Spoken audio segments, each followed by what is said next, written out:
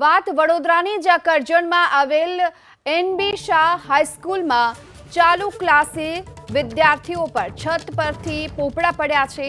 હાઈસ્કૂલની આ છત પરથી પોપડા પડ્યાની ઘટના છે। ચાલુ ક્લાસે છતનો પોપડો પડતા એક વિદ્યાર્થી ઇજાગ્રસ્ત થયો છે। જોકે પ્રાથમિક વિભાગમાં આવેલ રૂમ નંબર 13માં ચાલુ ક્લાસે આ છતનો એક ભાગ ધરાશાયી થઈ ગયો, જેનો વિડીયો હાલ તો સોશિયલ મીડિયામાં વાયરલ થયો છે।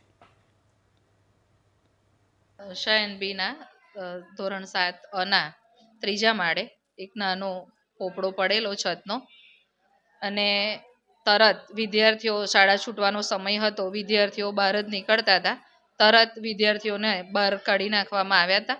અને જે એક વિદ્યાર્થીની હતી એને પગે માઇનોર નાની ઈજા થઈ હતી, એને તરત બાજુમાં જડિયા હોસ્પિટલમાં લઈ ગયા। ત્યાં ડૉક્ટરી રિપોર્ટમાં એ કમ્પ્લીટ છે। આજે પણ અમે ફોલોઅપ લીધું છે વાલી પાસે, તો એ દીકરીને સારું છે।